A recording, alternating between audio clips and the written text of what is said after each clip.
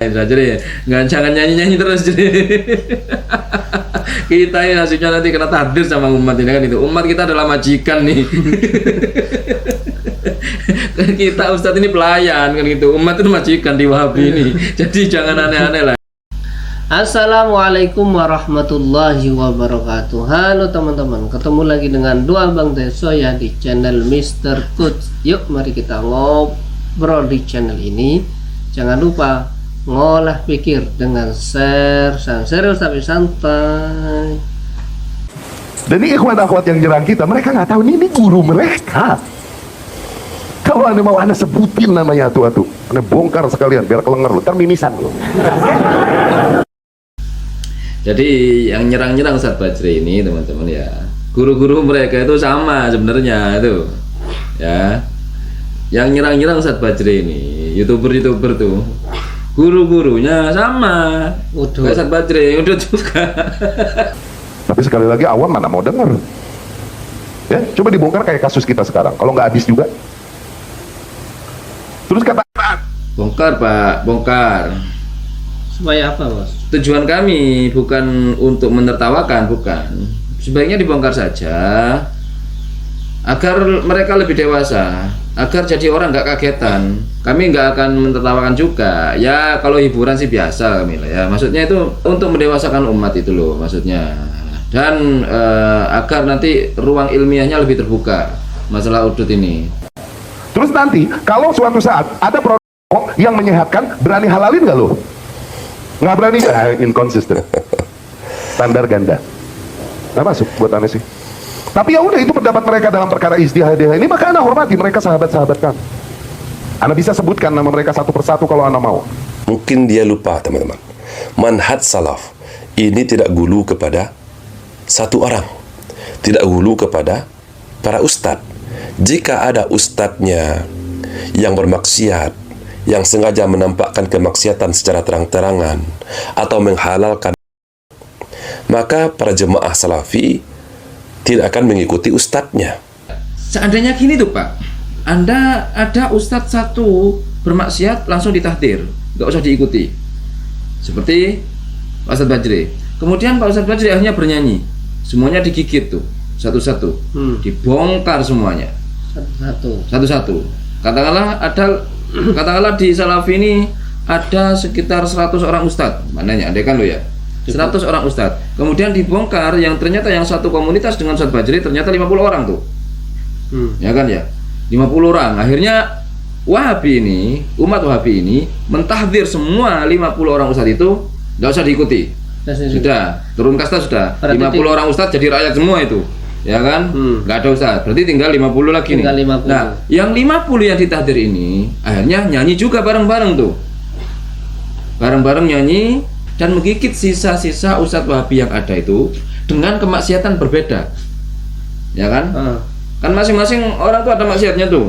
Iya. Dan 50 orang ini ternyata paham yang tersisa itu, yang nggak ditahdir itu mereka semuanya bermaksiat juga sebenarnya, tapi berbeda dengan kami maksiatnya tuh.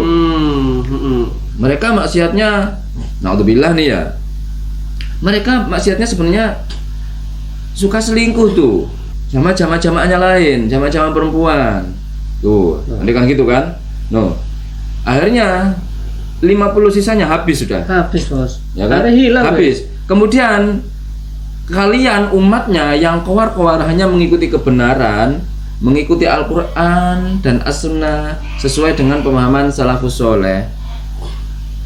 Siapa yang menjelasin? Kan semuanya sudah ditahdir tuh. Gak ada gurunya, Bos. Siapa yang jelasin? Berarti kalau belajar tanpa guru gimana ini?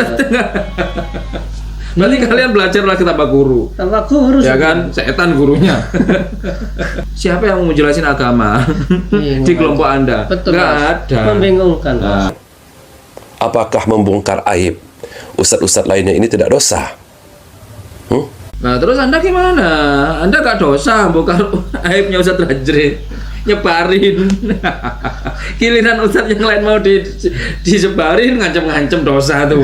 Dari kemarin tuh Anda kemana? Lupa Pak, bahwasanya selama ini Anda menyebarkan aibnya Ustadz Bajri, Anda nggak ngerasa dosa. Jika seandainya ada ustadz-ustadz salafi yang masih tetapi mereka mungkin masih mengharamkan, tetapi mereka belum berlepas diri, belum bisa berlepas diri secara sepenuhnya 100% dari mereka hisab. Jadi berbeda kasusnya teman-teman, ketika ada orang yang masih meyakini hukum haram tetapi belum bisa melepaskan dirinya secara sempurna, sembunyi-sembunyi, tidak ada orang yang tahu, tidak terekam kamera. Berbeda kasus dengan orang yang menampakkan kemaksiatan secara terang-terangan. Pengajian yang terekam kamera, sengaja pamer. Ini berbeda kasusnya, dan juga lebih berbahaya kasus antum, Ustadz. Oke, enggak. Menurut saya lebih berbahaya orang atau ustadz-ustadz yang berpendapat bahwasanya udut itu haram, tapi dia masih udut secara sembunyi-sembunyi. Itu malah lebih berbahaya. Itu satu. Dibanding dengan Ustadz Bajri ini, lebih berbahaya mereka. Ya kan? Karena apa? Karena Ustadz Bajri ini sudah memegang hukum, sudah punya dasar.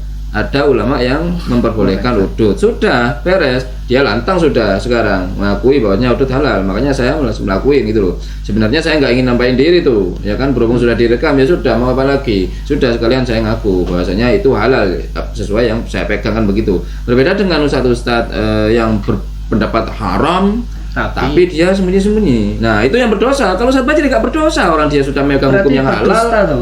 Nggak berdosa.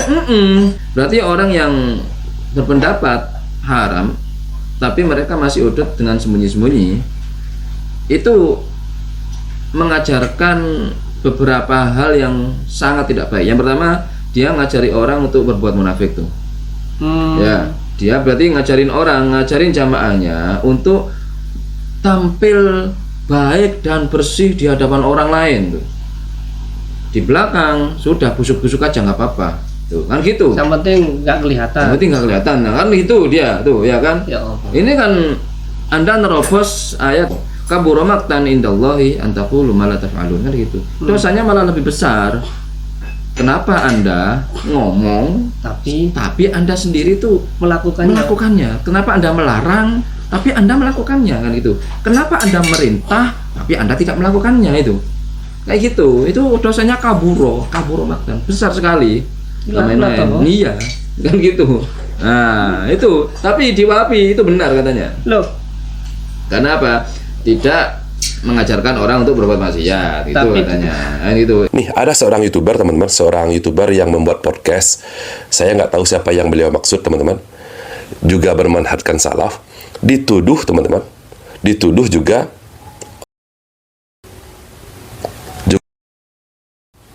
dijelek-jelekin sama Ustadz Riyad Bajrai.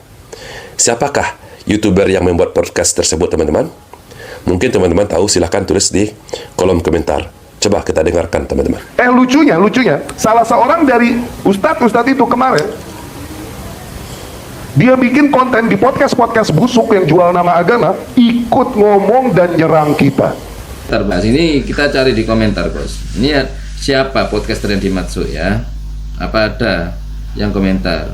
Oh, ini ada yang komentar, salah satu komentar ini teman-teman ya. Ini bukan kami yang menuduh, komentar ini. Kalau Anda nggak salah, podcast yang dia sindir itu adalah podcastnya Kasih Solusi. Tuh, ini menurut yang komentar nih. Sekalipun iya, memang Derry itu kan orang awam dalam agama. Kalau memang masih ngudut, ya bisa jadi. Tapi sekali lagi, dia kan memang orang awam yang baru belajar. Tapi kalau WRB ini kan Ustadz, kenapa bersikap seperti itu ya? Masalahnya podcaster ini enggak sekedar podcaster.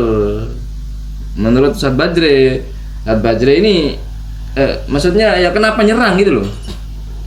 Sama-sama ahli, sama-sama pelaku ahli hisab, kenapa nyerang gitu loh? Kenapa malah menjatuhkan gitu loh? Alhamdulillah gitu loh. Yang kebaca itu, yang ketemu duluan itu Ustadz Bajri. Saya bersyukur sebenarnya. Yang ketemu duluan itu adalah Ustadz Bajri. Kenapa, Mas? Kalau beliau vokal. Vokal beliau. Ya, Ustadz Bajri vokal. Kalau saya ketawa tuh gigit semuanya tuh.